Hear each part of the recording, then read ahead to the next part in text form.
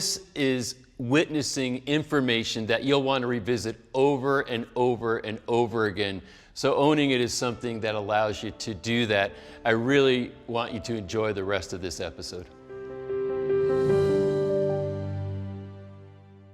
When Jesus came back from Nazareth and he would get together with the fishermen here. Pat, let me show you something outside this window. This window over here, you'll see the meaning of this floor.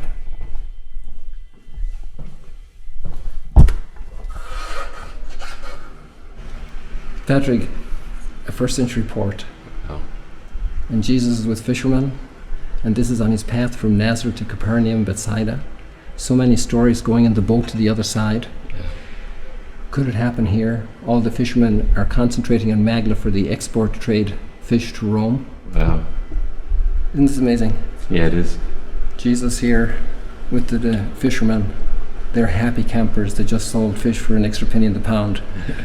And they're whistling on the boat. They've invited him to go back with them, and he's talking kingdom in the boat. Wow. This is, you can get goosebumps here. So you found 4 of these, and what are they? Exactly. These are ritual purification baths. The word in Hebrew is mikvah for one. Mikvah is the plural. So we have 4, 1, 2, 3, and the 4th one over there. And they are considered by the experts here to be the best built that have been so far discovered, the best conserved, Wow. and also the best water supply, which comes from the arch, and the water is coming from Mount Arbel. Ah, okay. And the next set of mikvahot of this category, which have been so far discovered on the planet, are in Europe in the Middle Ages, in Germany and France, in Speyer and Grenoble, where they had great Jewish communities in the Middle Ages. And these are dated for when? They're also first century. They're also first century, wow. We actually did a test this summer. We had the latest archaeological test was trying to assess if there was something prior to the first century inhabitation of this space, and it seems that there was not. There will also be some things here of second century, so it's possible that there was some further usage of the space, which you can see they were treasured, and this the structure is so well built. Right. And so it's and with the mosaic floor behind us, this was a very, very special location. There's also reports that there was a priestly family living in Magdala, which would have service at the temple. And just like Zechariah in Ein Karem, where we remember him today, the father of John the Baptist, he went to the temple to do his service. So there were priest families around the country that went to the temple for a week or whatever of service, and one of those families lived in Magdala. Oh, wow. And this is the understanding. So this could help explain the intense ritual consciousness of the Magdala people as evidenced in the synagogue, in the mikvahot that we find here.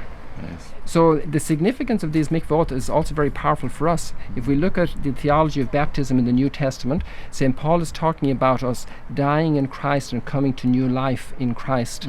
And this is a totally Jewish practical theology of the mikvah, because you became Jewish, right, not by instruction, right, not by circumcision. That didn't cut it. You needed to go and do the mikvah and go into the water and come out a new man with a new name, and all your past was erased. Wow. And we think of our terminology in the New Testament, a new man and the old man that's dead, yes, with Christ on the cross. Yeah. So we didn't come from nowhere. Yeah. We're here, we have a crossroads here of Jewish and Christian history. Well, that's amazing. Yes. So let's go look at the synagogue. Let's do that here.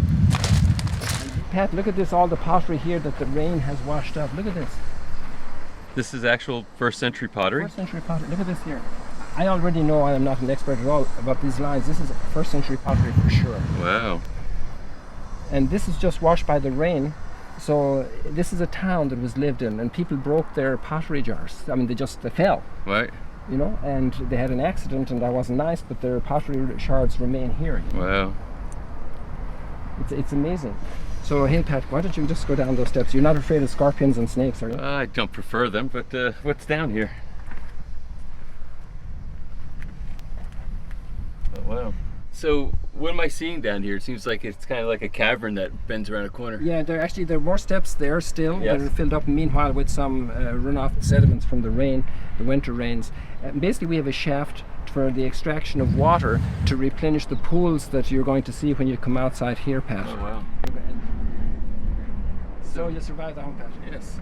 So bring out your bucket of water with you and pour it in here. And that's how they did it. Probably. Yeah. And so the standing theory here is that this was for fish processing industry, totally related to Magdala. From here, this is one unit. Right. Look at how well built this is compared to the Yes. other surface. So there was a lot of traffic here. So the idea is that here we have 6 units from here down to the plastic, and we have other units on the site. So one standing explanation is this is for the fish processing industry, where they were tossing the fish, salting the fish for export. Oh, wow. There are some other archaeologists who dispute this now, so we're going to have some fun for a while until the dust settles on the arguments. Yeah, that's great. So we're surrounded by the synagogue here, and this looks like approximately the center. So is this the place where the stone was found? Exactly where you see it, and this is a replica. And here we have the menorah and the golden altar underneath it, even though it wouldn't be placed like that in the temple. The entrance of the temple with the columns and the arch. All right. And this is the crown jewel of all the discovery. Yeah. And the crown is the synagogue of this first century town. Right. And it's that because of the mosaics we see here, the rosette mosaic and the unending pattern mosaic. And then we have all the fresco samples even on this pillar here. All the pillars were frescoed, plastered and frescoed. And then we have really the most beautiful first century synagogue of all those discovered. And besides that, it's the first synagogue where Jesus would have preached. I was going to say, there's almost no doubt that Jesus preached here. Pat, you'd have to be an academic acrobat to bring about arguments to prove that Jesus was not in this synagogue. Right. He would walk 2 days from Nazareth on his way to Bethsaida, another day's walking in Capernaum. And this was the point of contact. He had to pass this area. Exactly. Yeah. So there's one very, very strong reason in order to get there. Secondly, there's a port here, and to go from here by boat across is much more attractive than hiking all around the lake. Right. Especially if his mama was with him or some older people were with him. And there's always talk of him crossing to the other side. Absolutely. So what are the chances that this synagogue existed when Jesus was Well, here it did. historically? From the coin there that we just saw from the year 29, this coin was found inside the year 29. Oh, wow. It was found inside, but we have about 2,000 coins here in the discovery. Wow. The pottery is absolutely first century pottery. There's also another argument that Jesus was here, I think that's very powerful, is that this is a fish processing town. And we know that Jesus wasn't with truck drivers, he was with fishermen. Yeah. And we have a fish processing town, both its Greek and its Hebrew and Aramaic names derived from the fish processing industry, just like Detroit is called Motown. Right. This was called Fish Tower, and it was called Tossing Town, related to the tossing of the fish for export, salting them for export to Rome through the port of Caesarea Maritima. Right. So sociologically and geographically, we're in a place that's absolutely fits the picture. And Jesus meshed and integrated with the fisher community. So, and this is their key town for export. So here we're sitting in an extraordinary treasure for the Jewish people. A first century, the most beautiful first century synagogue. The first synagogue ever excavated where Jesus would have preached, and also after Pentecost where disciples would have gathered on Shabbat with the Jewish community, also being Jews themselves. Right. So here we have a crossroads of Jewish and Christian history. Here we can look each other in the eye and say, we have been broken apart since, but we belong here. Here are our roots. Here we have so much we share in common. And this is a great call that we need for our time. That's it for this particular interview. Thanks for joining me. Really excited to take this ongoing journey with you as we keep bringing more content. If you haven't already, you really should subscribe to this channel. There's a lot of phenomenal content coming down the road into the future that you'll want to know about. Leave a comment down here. I think people would love to hear from you, and then you can hear from them too. If you liked it, go ahead and give a like. It only takes half a second, and share this with people that you care about. The world needs more light in it right now. So thanks for being with me. Hope to connect with you again soon.